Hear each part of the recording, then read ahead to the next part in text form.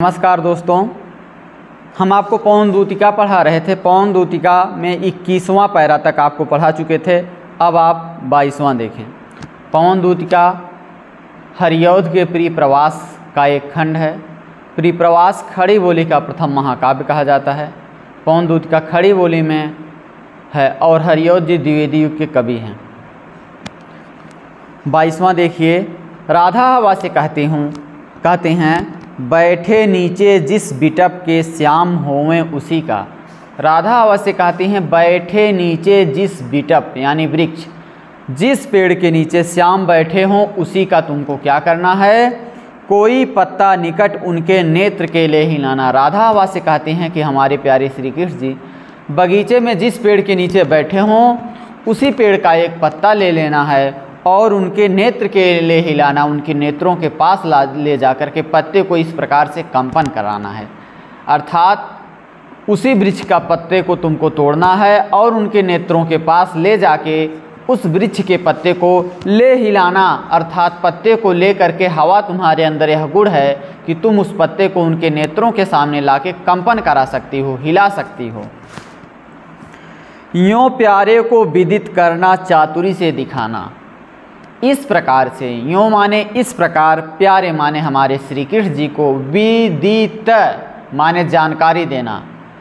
लोग कहते हैं कि सर्वसाधारण को विदित किया जाता है कि धारा 144 लगी है। विदित करना माने जानकारी देना। यहाँ नीचे एक विजित शब्द भी आया है। यों प्यारे को विदित करना, चातुरी से दिखाना। राधा हवा से कह रही हैं इस पत्ते के माध्यम से हमारे प्यारे को विदित करना माने जानकारी देना और चातुरी से दिखाना, अर्थात पत्ते को हिलाकर चतुराई से कृष्ण को दिखाना। क्या दिखाना? मेरा चिंता विजित चित। मेरा चिंता विजित चित अर्थात चिंता विजित, चिंता ने जीत लिया है। एक राजा जब दूसरे राज्य को जीत लेता है तो उस राजा के द्वारा विजित किया गया राज्य कहा जाता है।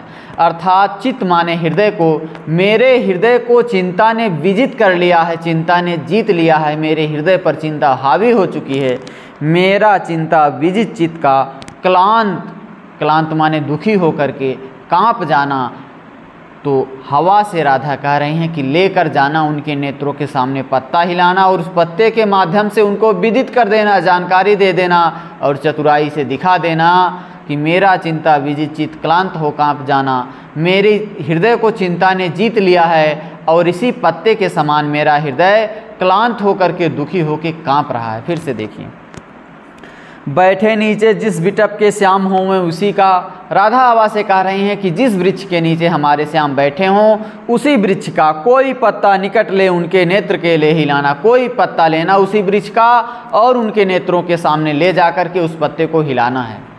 यों प्यारे को विदित करना, इस प्रकार हमारे प्यारे को विदित करना माने जानकारी दे देना और चातुरी से दिखाना। और हे हवा, चतुराई से वह पत्ता उनको दिखाना, पत्ता हिलाकर उनको दिखाना और उनको बता देना कि मेरा चिंता विजित चित्त का क्लांत हो कांप जाना। मेरे हृदय को चिंता ने जीत लिया है और मेरा हृदय दुखी होकर इसी पत्ते की भांति कांप रहा है। विदित शब्द माने जानकारी देना, विजित शब्द माने जीत लेना, चित्त शब्द का तात्पर्य है हृदय, बिटप शब्द का तात्पर्य है वृक्ष।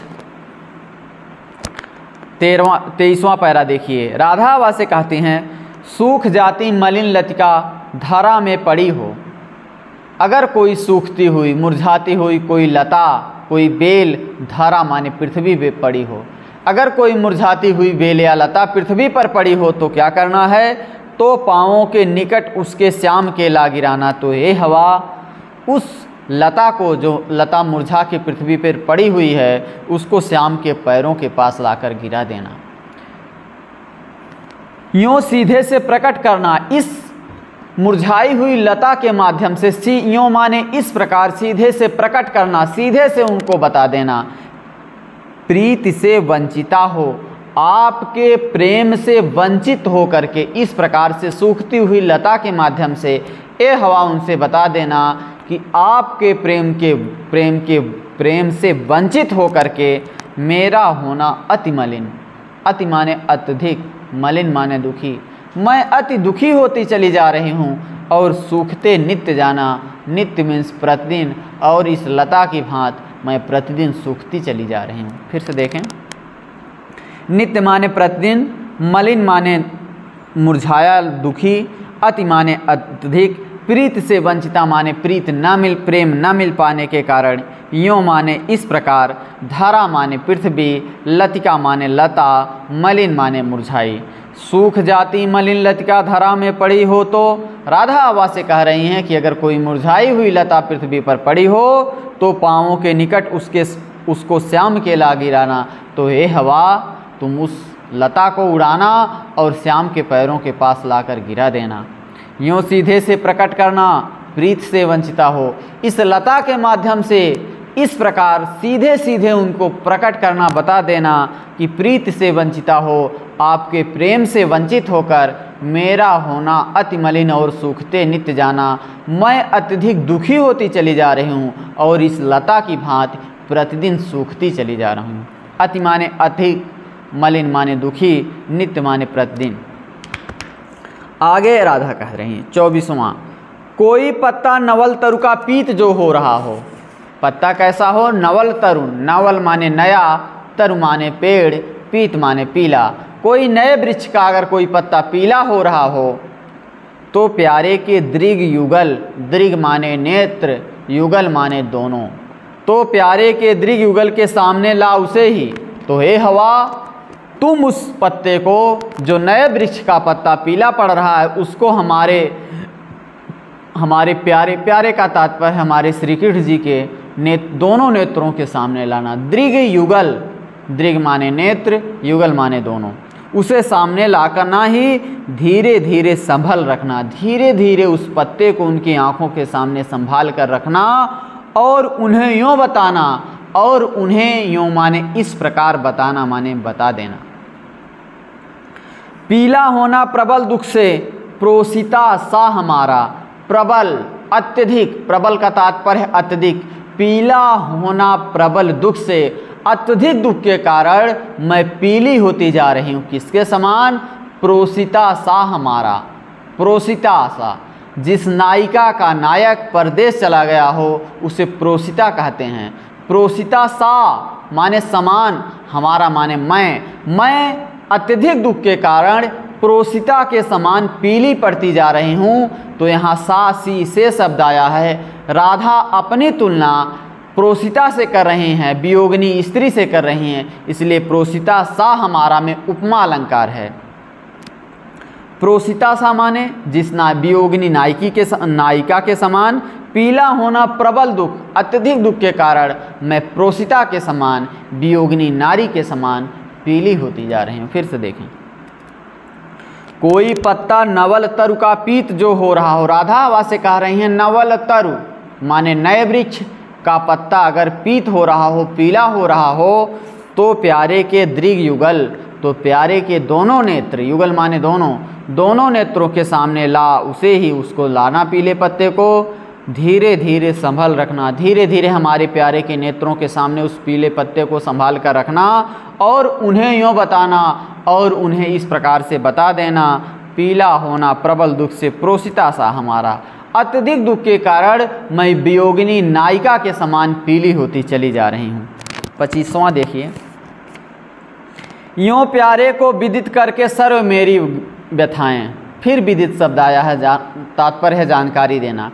यूँ माने इस प्रकार, प्यारे माने श्री कृष्ण को विदित करके जानकारी देके, सर्व मेरी व्यथाएं, सर्व माने सभी, मेरी माने मेरी, व्यथाएं माने पीड़ा। इस प्रकार से हमारे प्यारे को हमारी सारी पीड़ा, हमारे सारे दुख की जानकारी दे करके धीरे धीरे वहन करके माने ढो करके, वहन माने ढोने वाला, वहन माने ढो करके, धीरे धीरे वहन करके पाँव की धूल लाना, धीरे धीरे धो करके उनके पैरों की धूल हमारे पास लाना। वहन माने ढो करके, जो थोड़ी सी चरण रज जो न ला देगी हमें तू। राधा आवाज़ से कह रहे हैं, जो थोड़ी सी चरण रज, जो थोड़ी सी भी उनके चरणों की धूल अगर न ला दोगी हमें तू, अगर थोड़ी सी भी उनके पैरों की धूल हमको नहीं ला कर दोगी तुम, तो क्या होगा? हाँ, आह भरते हुए राधा कह रही हैं, हाय कैसे व्यथित चित्त, व्यथित चित्त माने दुखी मन, दुखी हृदय, चित्त माने हृदय, व्यथित माने दुखी, हा कैसे व्यथित चित्त को बोध मैं दे सकूँगी, बोध माने ज्ञान, चित्त माने हृदय, व्यथित माने दुखी, हाय कैसे दुखी हृदय को मैं ज्ञान दे सकूँगी, साहस बढ़ा सकूँगी, ढाढ़स बढ़ा सकूँगी। फिर से देखें, यूँ प्यारे को विदित करके सर्व मेरी व्यथाएं, राधा आबा से कह रही हैं, इस प्रकार से हमारे प्यारे को जानकारी देकर, मैं हमारे सारे दुखों की जानकारी देकर, सर्व मेरी व्यथाएं, हमारे सारे दुखों को दुखों की जानकारी देकर धीरे धीरे वहन करके पाँव की धूल लाना, धीरे धीरे उड़ा करके उनके पैरों की धूल हमारे पास लाना।